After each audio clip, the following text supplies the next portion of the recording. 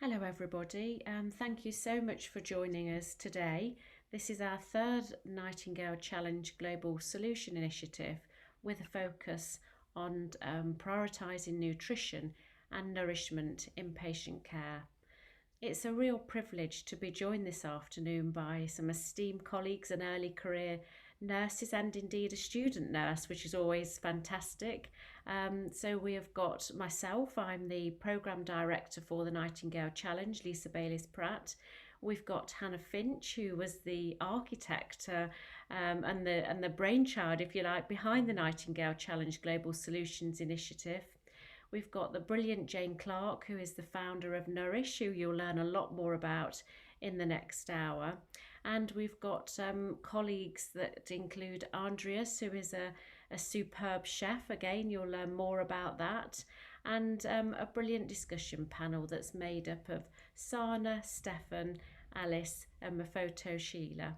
So we hope to entertain you and educate you within this next hour, and also provide time for questions and answers at the end. So please do put your questions into the chat box, and happy listening. I think now it's over to Hannah. Thanks, Lisa. Oh, let me just sort these slides out. There we go. Hi, everyone. So just wanted to talk to you a little bit about the Nightingale Challenge.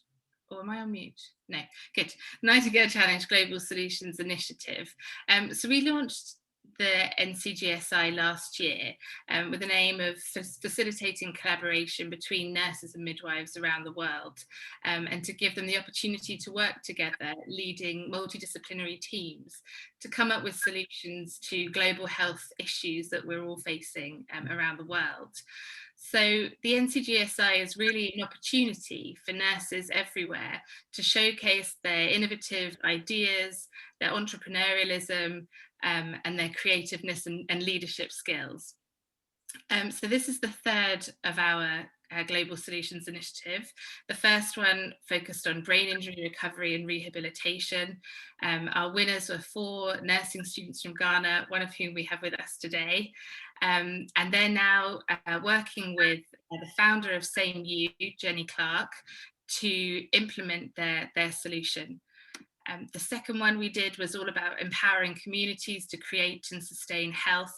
And we had 7 nurses from Indonesia who won that challenge and are now participating in mentoring sessions with the Nursing Now co-chair, Lord Nigel Crisp, to help them to take their idea and make it into some sort of reality.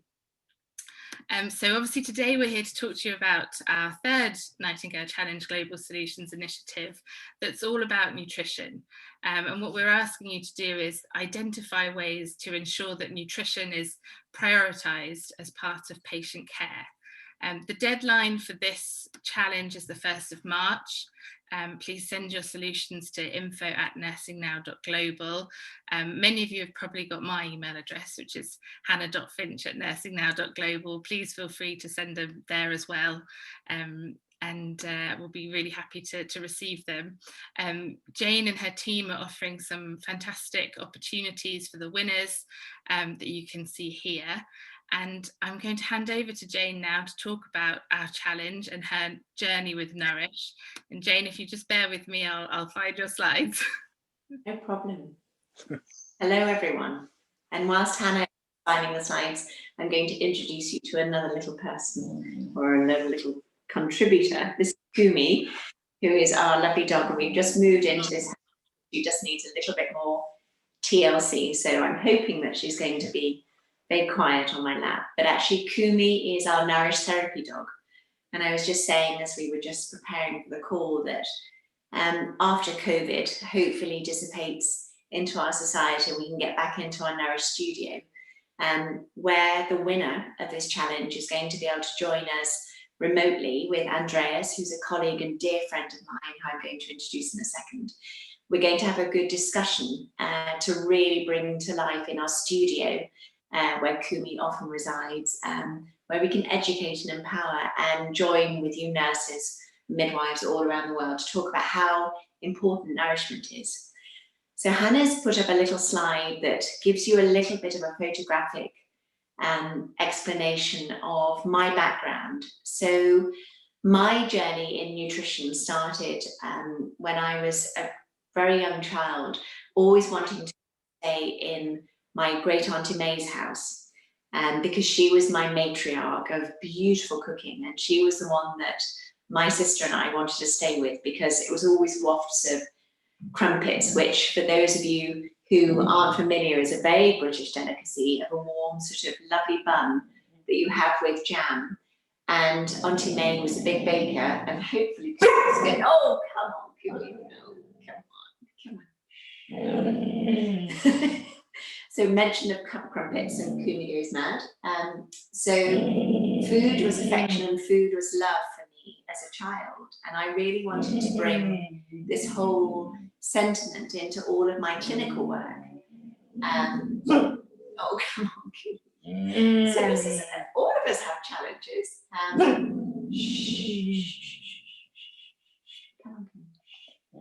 So nutrition has been a big passion of mine throughout my career, and I found Nourish based on all of my clinical knowledge, but also around what I wanted to do within society. So a dear friend of mine is Jamie Oliver, and Jamie and I worked on the amazing school meals campaign.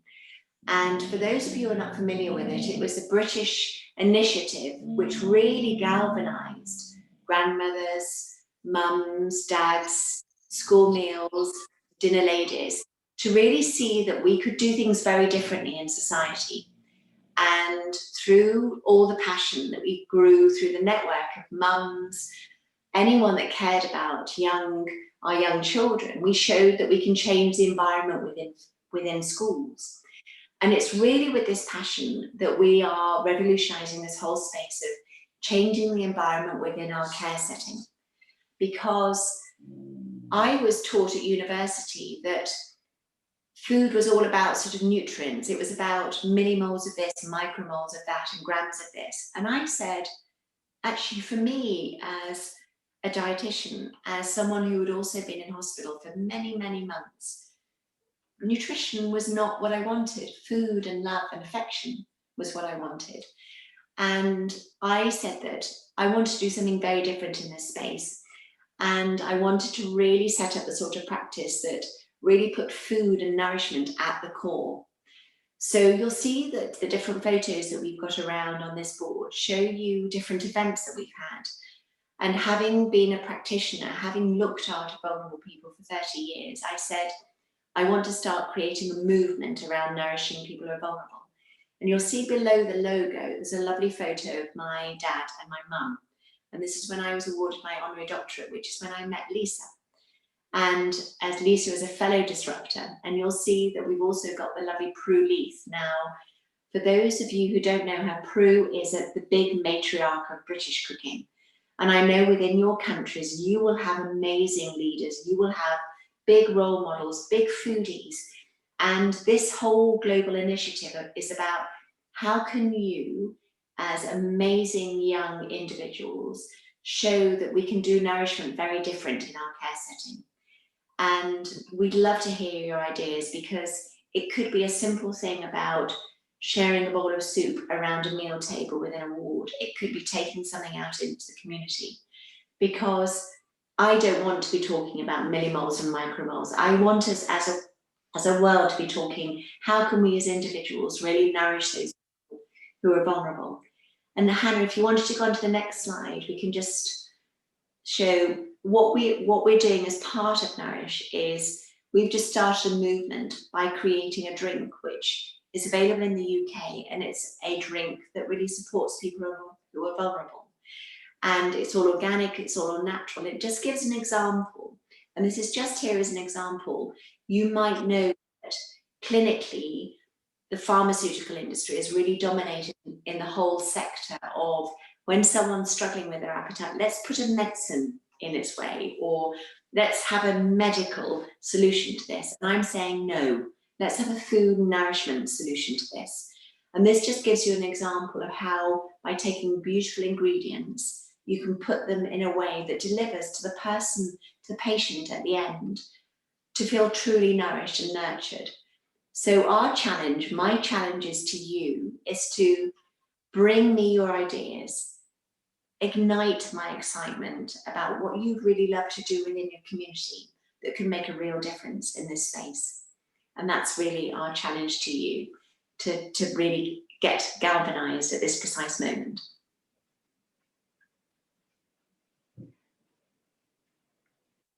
Well said. Thank you. So shall I introduce Andreas? So Andreas, I met a few years ago. We were introduced through a colleague who said, if you're going to want to revolutionize this whole space of looking after people through beautiful food, there's one person you need to meet. And I was introduced to Andreas. And so we've known each other for a few years now. And Andreas at the moment is working within the Princess Alexandra Hospital Trust and really leading our fight as to how we can really truly nurture professionals and patients through this dreadful global pandemic. But Andreas, I'd love to hand the floor to you to talk about a little bit about what you do and the excitement you bring to this whole space. Thank you very much, Jane. Thank you very much. Yeah, so I have spent 15 years in Michelin restaurants, working for some really great chefs in Spain, France, Germany, and then ended up in the UK. And after my daughter was born, I really needed to do something different with my time. And I thought, where could I use my skill? And I joined a private hospital company and set up 2 of their private hospitals. And within my time at this company, we've been awarded to run a contract for an NHS trust.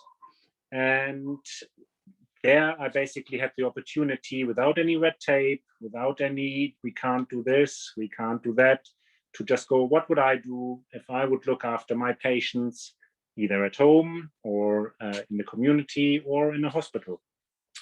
And where I found the biggest disconnect was really that food didn't seem to be on the agenda of making people feel better. It was more like a nuisance. So I used to go to the wards and we used to send the food up to the ward, and I watched and waited for people to take the food out and give it to the patients.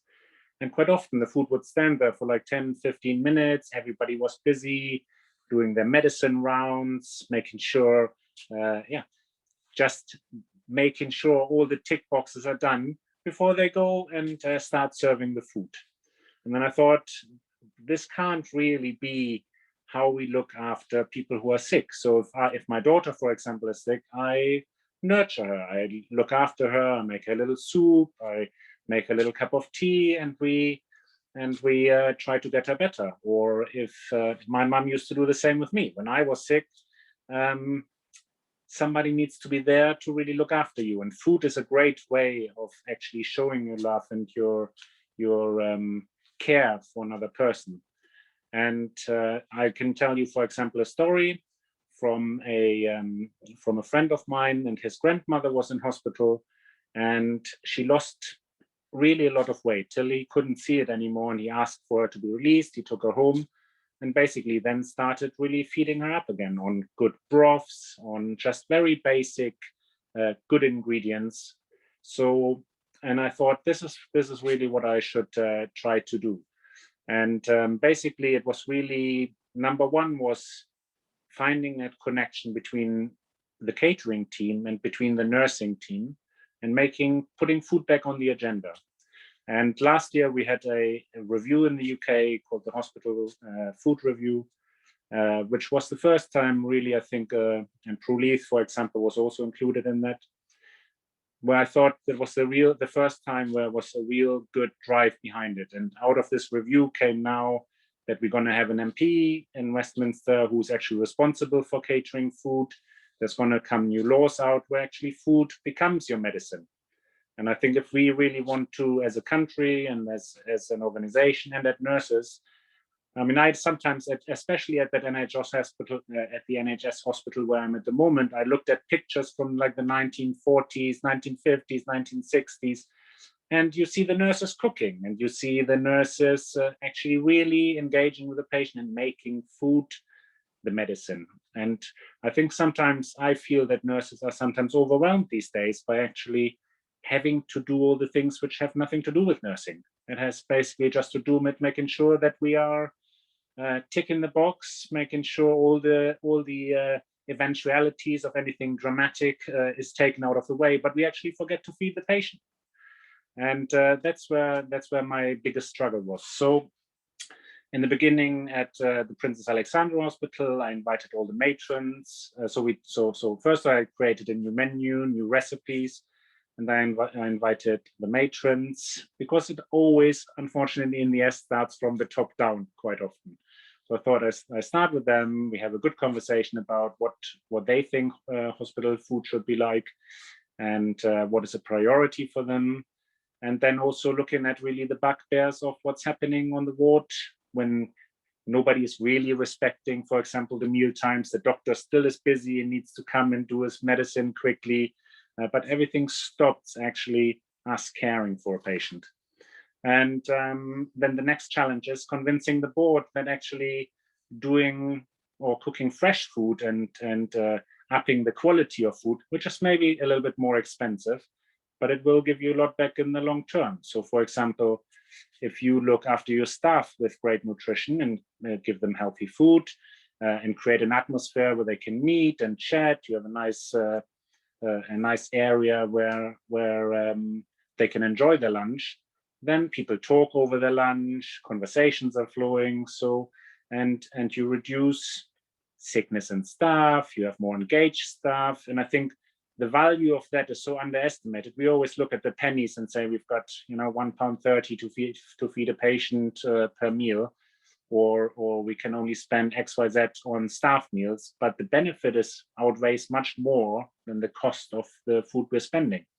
And like I can give you an example from my trust, we spend probably £1.5 million a year on catering for patients and for staff, and the hospital budget is 240 million, so it's not even 1%. So I can't believe that we think that it's acceptable to spend less than 1% of the money on something that's so important as something what we do 3 times a day or more, and which actually helps us getting better. So, and for me, the challenge really would be hearing from all of you to see where you think you're not listened to, or where you can't do your job because you need to do other things, which are, well, maybe, I don't know, you probably from your job and what you need to do, it's important to do them, but is it really the best use of your time? That would be something I would like to find out. And that's it at the moment.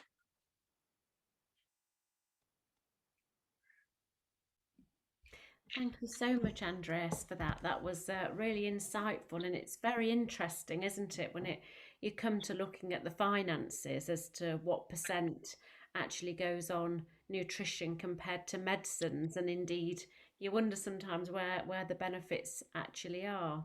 Yeah. I'm really keen. There's a few questions that have come into the box around this, and one of them, Andreas, is obviously you're not a clinician, so you've had to interact with clinicians. What sort of what works well for you when talking to nurses and doctors and therapists? What is the best way that clinicians can get the most out of you as a non-clinician? For me to get their attention, I bring some cake. So bribery. That always works. Yeah. And so then, you have to coerce. Do you find that you have to take something? People are only willing to have the conversation if you're giving them something. No, I think that was just it. So that was a little bit of a joke, but I think some people are really engaged, and for some people it's really difficult to make time for something they don't see as important, or which is not as seen as important as in the UK. So I know, for example, in some European countries, you've got healthcare, and in the middle of the healthcare, you've got food, because actually food affects pretty much everything, and nourishment, and the right nourishment will give your body the power to heal itself. Yeah. And then I'm quite lucky because we also do the staff restaurant. We've got lots of doctors and nurses coming down. And I also, during my week in Harlow, I stay in the doctor's accommodation. So very often in the evening, I sit with some doctors or nurses and discuss life in general and their work and my work, and it's good to have a little bit of a cross mix. And it needs, I think within the doctor's training already, it would be much better if there would be a much bigger module and focus on food, so they could maybe spend a week in the kitchen and see what's happening and see how the food travels, gets prepared, comes up, and actually also shows that customer service would be really one area. You go to a hotel and customer service is key to make it happen. I read a book once, it's called If Disney Would Build a Hospital. And it was all because Disney is like one of the best company to do customer service. Yeah. And if you can take this customer service model and treat your patients as a customer and as somebody you need to give good customer service to, and it's expected, it just puts a completely different spin on what's important and what's not important. That's really helpful, and I mean, it'd be really good to hear from Alice now. So Alice is a I'm looking forward to that. Qualified nurse. Alice, within your training, and then we could come to Stefan, who's from Ghana. But for you, Alice, in Scotland, how much emphasis in your education, your nurse education, was there on this topic? I think, hi, so I work currently in the NHS in Scotland, and I think through my training there was always that sort of backbone of sort of nutrition and the importance of nutrition, but it's something sort of in practice I feel I didn't see all that often, again because like Andreas was saying, there's like so many other jobs that nurses seem overwhelmed with, that it was something that I felt like I enjoyed spending that meal time with patients and helping those patients that maybe need that bit of extra assistance and helping them and ensuring they have their meals. I always find in my hospital, we're really lucky, they cook on site. So we have our own, and we always get the comments of, we're quite a small hospital, so we get patients that are transferred down from the bigger hospitals, and they're always like, I was so glad to come back because the food's so much better here, and things like that. Or when you're doing so we do the What Matters for Me, which Maureen, who's on the board, was involved in. We use that framework, and a lot of them, when you ask them like what's important for you while you're in hospital, a lot of people say good food.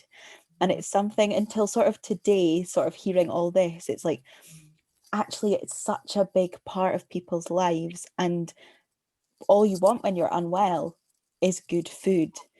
And it's that sort of comfort thing. So actually, I think since being in practice, it's something that I feel like I don't connect the dots a lot, because like Andrea said, I don't always have the time, but I feel like it's something that we need to give that time to. And I'm so glad like having this today, sort of take a step back and think, what would I want if I was in that situation?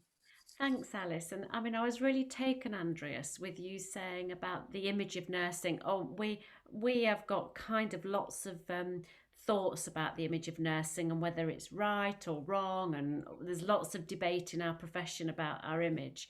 But it's interesting, you talked about nurses years ago cooking for patients. And I just wonder, Alice, could you ever imagine that being a nurse's role today in Scotland? Honestly, it's when you said it, I was like thinking, where in my day would I fit that in? But it's something that honestly, if I had the opportunity, I would love to do it. Yeah. And actually, probably if we thought about some nursing practices around long-term rehabilitation or learning disabilities, and be good to hear from Fufu from around the paediatric nursing shortly, because I think some nurses actually probably do more than we think, and we certainly make our patients tea and offer them biscuits, don't we? So we do that without thinking when we have the time. But cooking for our patients is a whole different ball game. And somebody's put into the chat, in mental health, actually mental health nursing, often it's eating and having that two-way opportunity is another way in to helping to make somebody comfortable. So yeah, thank you for that. So shall we go to Stefan now from Ghana, who's our wonderful winner of a Nightingale Challenge Global Solution, the first one. Stefan, how much focus do you have on nutrition in your training so far? Okay, so when it comes to pediatric health, as when we are doing pediatric courses, there are more nutrition emphasis on nutrition. So, for instance, I remember one pediatric lecturer. She has a general abbreviation or like a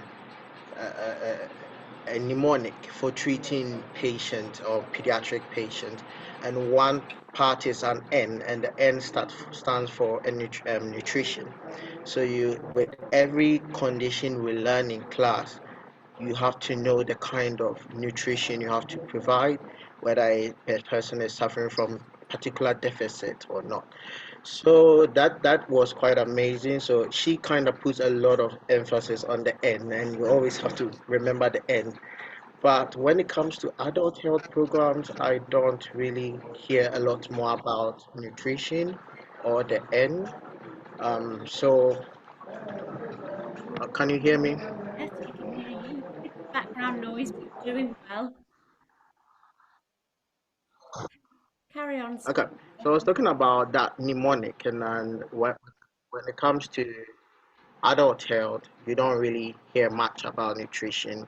And when you go to clinical placements, you realize that in child health settings, pediatric settings, there's more on emphasis on nutrition. The other day I shared with the other members of the webinar that in Ghana, some nurses even bring uh, ingredients to the unit and teach mothers how to prepare some of these ingredients to nourish their children, which is quite exciting. But that is not really seen much in the adult health setting. That's brilliant, Andreas. Are you impressed, Andreas and Jane, with that? I think that's fantastic. I don't know, Jane, if you want to comment. I think it's absolutely brilliant. Mm. It's phenomenal to hear. Yeah, brilliant.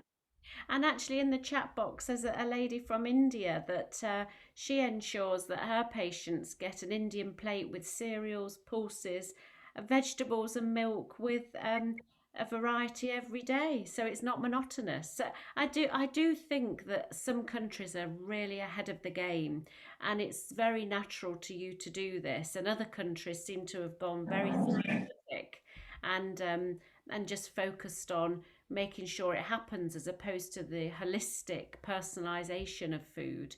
But that's example from Shilajah in India. I mean, that's just amazing.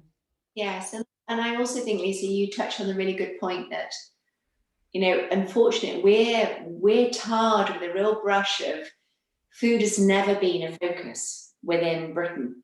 You know, it was always just, you know, get it over and done with, you know, just eat up and move on. Whereas, you know, India, so many of your amazing countries, it's just like asking a bird to be a fish, you know, it's just so different. It's, you know, food for me is, and that's why Andreas and I are such good friends, are clearly, you know, on this call, we all share a passion for food.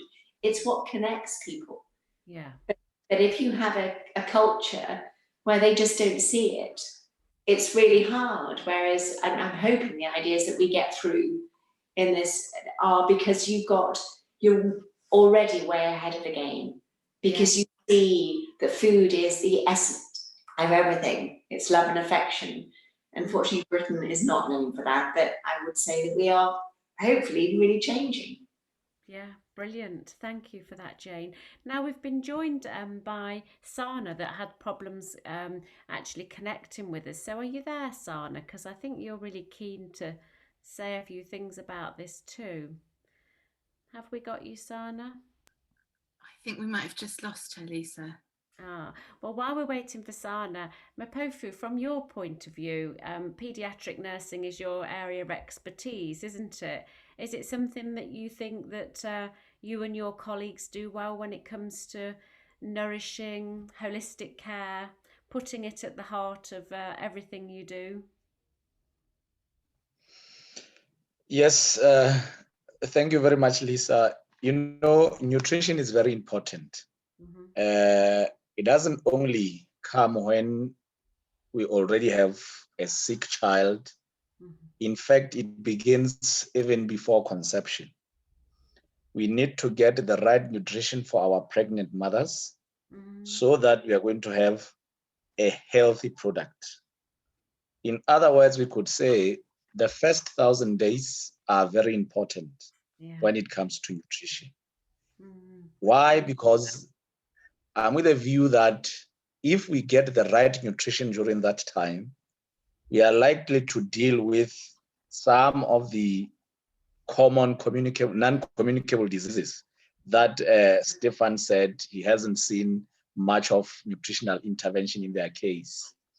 But if we get that well during that period, we are likely to reduce such problems. And yes, if we don't get the right nutrition, we are not going to have a healthy individual in future. So what we are doing in our case, we are trying as much as possible as the Department of Nursing. We go out there. We teach mothers before they conceive the importance of the right nutrition. We have prenatal classes meant for nutrition. So we give information on nutritional importance. Otherwise, we also go to an extent of teaching mothers who have children already the importance of fortifying, because we may think that mothers are giving children the right food, whereas it lacks certain nutrients, certain minerals and vitamins. So we also try to come and advise mothers on fortification. Well, we cannot overemphasize the issue of breastfeeding. We all know that breast milk is the most important nutrition for children. So we also advise mothers to exclusively breastfeed. Why is breastfeeding is important? Because the kind of protein, the kind of carbohydrate, everything that you find in breast milk, it's tailor-made for that child. So those are some of the interventions that we do as the department, while at the same time, we are teaching Stefan's colleagues the right nutritional interventions for different medical conditions. Every medical condition goes with nutritional intervention. And I mean, Yes. I think and Alice might have more up-to-date statistics than me on this, but in the UK, you know, we're not terribly good at getting the message across about breastfeeding, and you know, we certainly feel very pleased if our mothers do it for a very short while, but I know in some countries it's much more accepted and promoted and encouraged to breastfeed, I think for the first 6 months. Is that right? Is it that you encourage the first 6 months of life to be predominantly breastfeeding the babies? Yes, that's what we do. We encourage our mothers to exclusively breastfeed for the first 6 months. It's amazing. It's Not amazing. only because, yes, we do advise them to breastfeed exclusively for the first 6 months and even beyond. Yeah, brilliant. Well, again, the lessons that we can learn here for sure. Now Sana's back with us again. Sana, hi, how are you doing? I know you've had technological challenges, but I think the floor is yours if that's okay. Thank you, Lisa. Thank you so much. Yeah, so I'm having some trouble with the connectivity. I hope I'm audible to everyone and my voice is not breaking. No, we can hear you really well, Sana. Perfect. So, first of all, thank you for inviting me and having the opportunity. So, I just wanted to share about the scenario that was related to nutrition when I was doing my internship in a cardiac intensive care unit. So, there I had a patient and she was very well eating everything, like the meals completely. The tray was empty, and but the surgeon asked me to pass the NG tube so that we could give her some extra calories and nutrition. um, I went to her. I told her that, see, you had a cabbage surgery, and the doctor has ordered for some extra calories so you can recover better. She told me, I'm eating well. It's very painful. I don't want it. I promise you, I'm eating well. You can see it, and I will eat more to to balance the diet. So don't do it. So I went to the surgeon and I tried to convince him that let me not pass the NG tube for this patient, and I will make sure that she takes proper meals. But as I was intern and I was still learning, so they told me that they cannot take. But I would as a nurse in the bedside, I would see the patient was eating well. So I want to know the opinion, the expert opinion. So is it necessary to have that procedure of passing a NG tube and feeding them to nasal tube when they are even eating well orally in patients post cabbage or with major surgeries? Do you want me to answer this one, Lisa? I think you're raging probably. I can almost feel it. So yes, Jane, over to you. Sana, I think the irony is that we have one extreme or the other. So you've probably also, throughout your career, come across patients where there's been no food consumed, and I will answer your question. And for week upon week, day upon day, month upon month sometimes. And then all of a sudden, there's this intervention of we have to pass a tube and we have to get 2,500 calories against the patient's will. And I absolutely passionately, as Lisa knows, I believe in the right of the individual. And as you know, we've discussed this afternoon, food is so much more than an NG tube. And by traumatizing that lady, I think it's a violation of our human rights. Because for me, it would, and the cost also, let's look at the economics of the risk, the cost of NG tube against her will, the clinical intervention. For me, what would be a far more dignified and beautiful outcome would have been that we would have said, okay, a few more hours of a nurse like yourself sitting with the patient, cajoling, reassuring, tempting, and saying, we can do this together. Because it's actually that looking in the eye and saying, food for you is really important, let's do this together. And you will have achieved your goal far more than any tick box of any medic that says, right, we have to intervene and do a tube feed. I think it's dreadful. I was forced as a teenager to have them, and I know what it's like. And I just thought, no, don't want that. Don't want that for any of my patients. Of course, I have patients, as Andreas will come on to, that they have to have a peg feed. They don't have a choice. But I would always say, if there's a small amount, especially with children, that we can also just get a little bit of oral, it could be the tiniest amount of a food. You need to still preserve that emotional connection with food. And so I would definitely say it's not necessary unless absolutely clinically called for. Andreas, sorry, yeah. Yeah, so I think this is like the perfect example, Sana, from a human point of view, and I'm not a medical, I'm a chef. From a human point of view, you're doing exactly right. You see somebody who is ill, the person is eating well, she's enjoying her food, she's offering to eat more. So what more really do we want to do for a patient that is happy to eat? Why do we even need to intervene with some medical procedure just to tick the box? So, and I think what you've done, as an internship, who is basically very fresh, open eyes, taking the human instinct, I will look after you. And that's the right thing to do.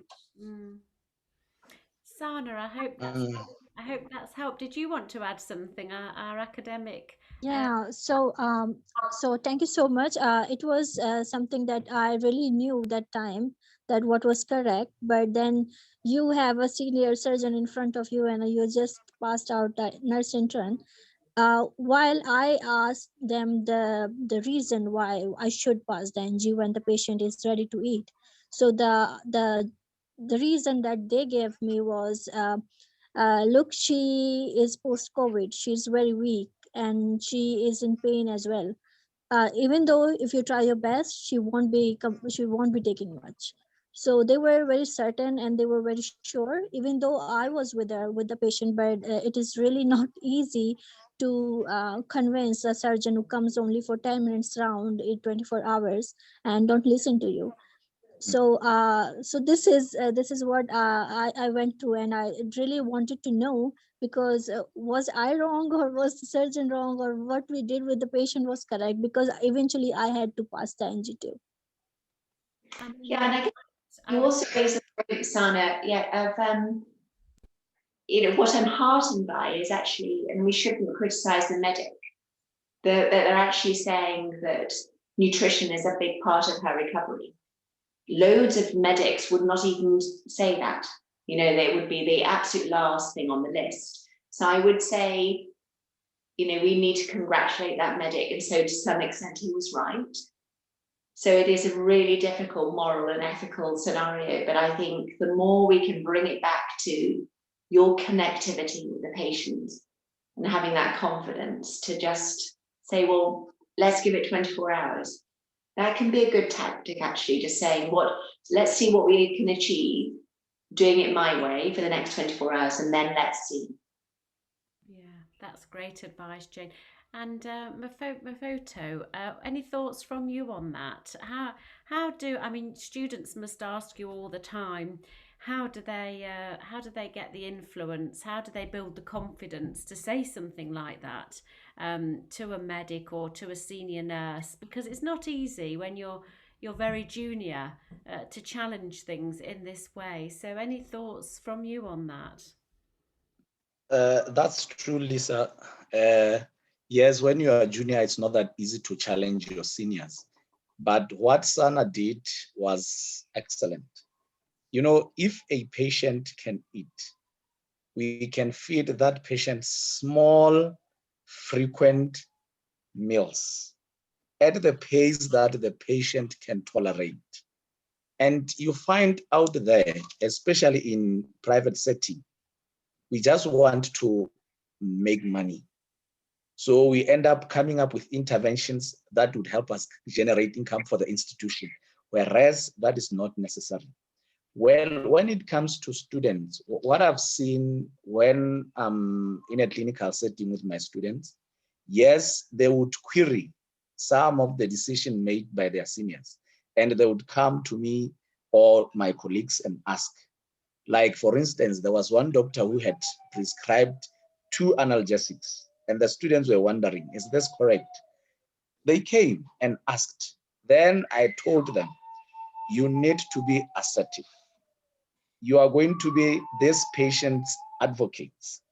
What you can do, you go back and you confront the senior who prescribed 2 analgesics politely, with all respect, and definitely that person will listen to you. So that is what we need to instill in our students, that they confront situations politely. Yeah, absolutely. Easier said than done sometimes. And perhaps Alice, thinking of yourself in an early career nursing role at the moment, so moved on from the student space. What sort of tactics do you employ if you're trying to influence senior people, especially on something like nutrition, something that's so personalised and something that I just know you would want to really do well? Yeah, I think it is one of those things that you learn quite quickly, I found. That is, obviously you get told all about professionalism and things in uni and all this, and sometimes you do feel that wee bit scared to speak up. And I think it was something quite quickly that I got used to, having to, like you said, advocate for the patient.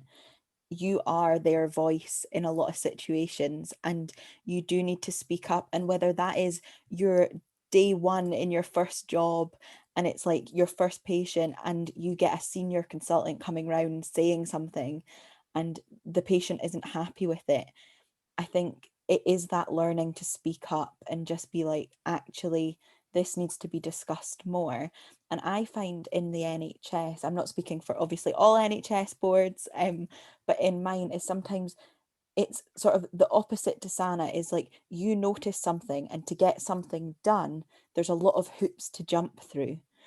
like, so we have like must scores, and then they need to be referred to dietitians to then get a snack list or something like that.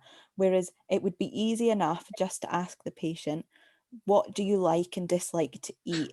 We can see if we can get that, which I try to always do, or will ask patients' families and things.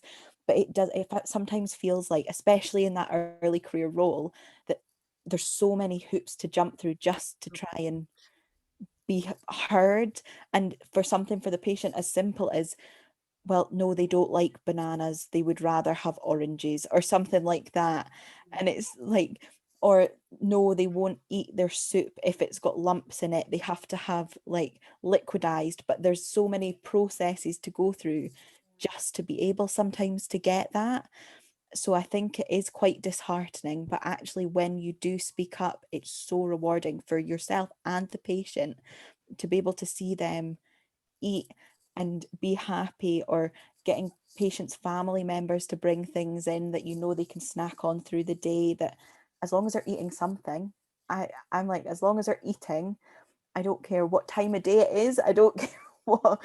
Sometimes I'm like, if that patient hasn't eaten in like 3 days and I see them and they want something at 2 a.m, I will happily do it. Brilliant. And I think that's just the cornerstone of brilliant nursing, isn't it? We've got another question that's come in from a lady called Petronila. Apologies if I'm not pronouncing that correctly.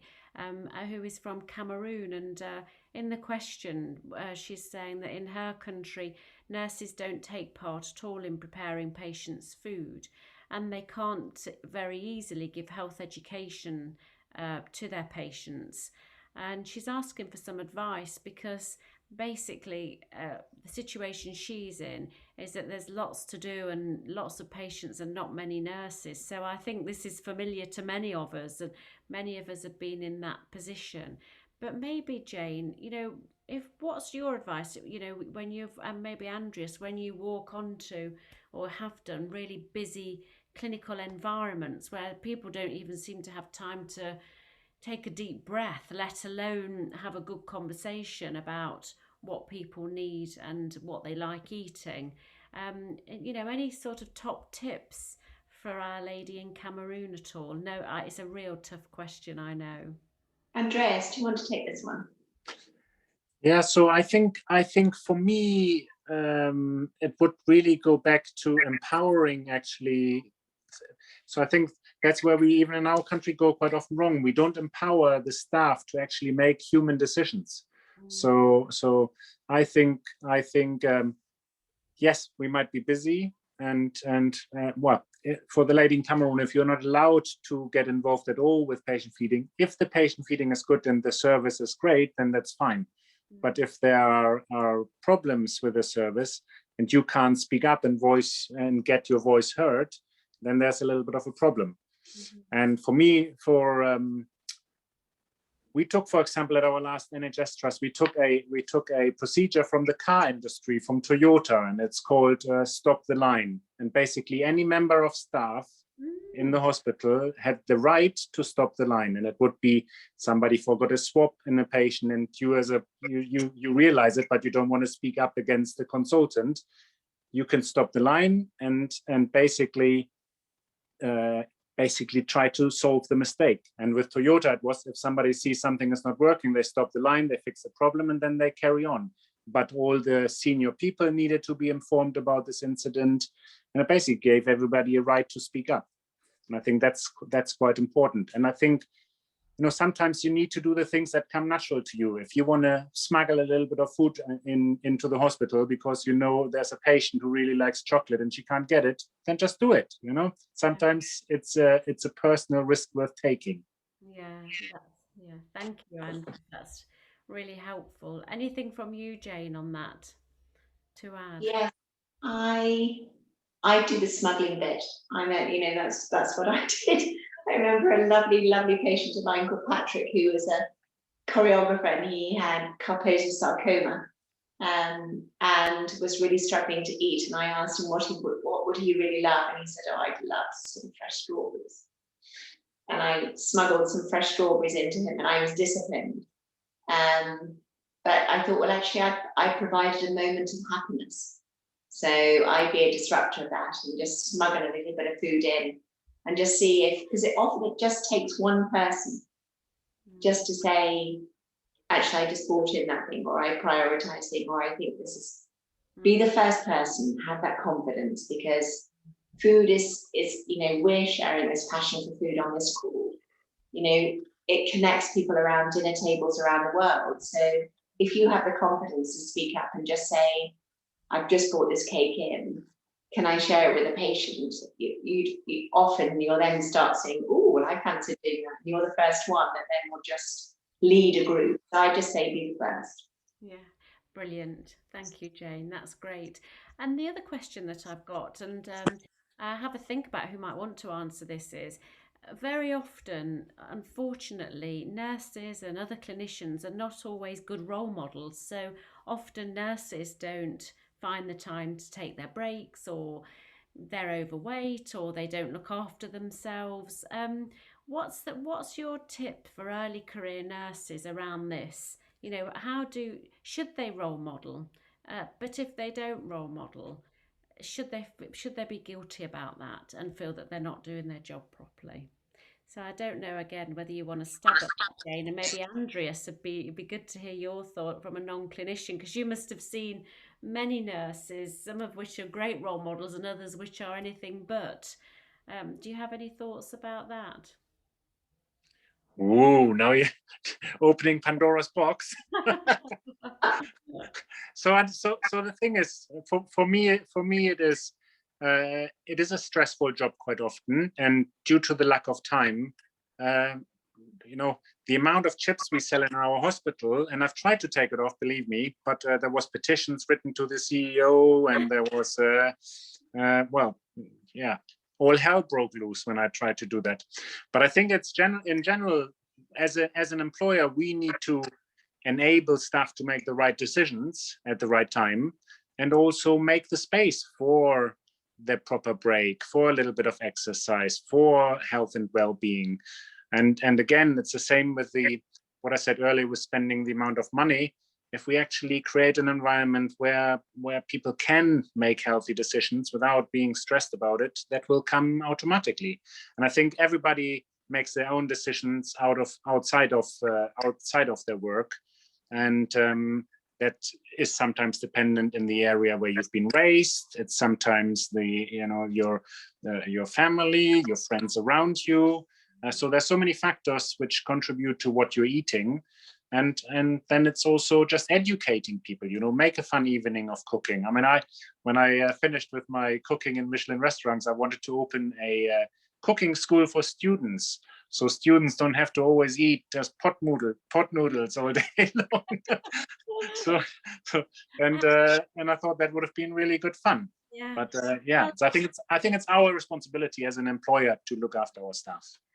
I completely agree with you. And, you know, one of my other roles is I'm responsible for health and well-being in a university across the students. And I think we need to do a lot more to educate our students and our staff about the benefits of eating well and what that means to performance, to happiness, to ambition. And so I completely agree that it's everybody's business, this, and it's how we help each other to help themselves. And I think we should be a lot more active in that as leaders at every level, actually, within organisations. And I think that starts with, I mean, I like, for example, is it Empatu's comment about actually teaching like mothers how to look after the children. For example, where I work at the moment, it's Harlow. It's north of London. During the 70s, they've cleared out a lot of the social housing areas in London and created Newtown Harlow. And a lot of mothers who live on their own need to work, look after their kids. You know, they didn't have time to cook great food and had an opportunity to look after the kids. So a lot of the kids grew up on the sausage roll and the and the burgers and bits and bobs. I always make a joke that the only way I can sell a porridge in Harlow is to stick a sausage roll in it, right? But it's but that's just how everybody grows up and what they're used to. So then you just need to make the best sausage roll you can make, but make it with good meat. You know? Yeah, thank you. That's lovely. And we've just got a couple of minutes now. I'm thinking, Jane, would you like the last few words before we close? And just to say a huge thank you to the panel and the questions and the contributions. Over to you, Jane, to close. Well, I'd echo that. Thank you. Very few calls actually. You come off totally galvanised and just thinking, right, we can really do this. And it's those small acorns that we've planted in, maybe in your mind, just a simple idea. But equally, I've got lots of inspiration from this afternoon's session. So I'd love to hear more of your ideas, and even if it doesn't fit into the challenge that we're setting about how you as individuals nourish your patients and make nutrition a priority, we'd love to hear from you. You know, this is the start of a conversation, and the stories will have a legacy. So I can't wait to read your entries, and for Andreas and I to announce the winner, and really make this the start of a very exciting year for us all. Perfect. Thank you ever so much, everybody. Thank you for joining us, and look forward to hearing more. Bye-bye. Bye-bye. Bye.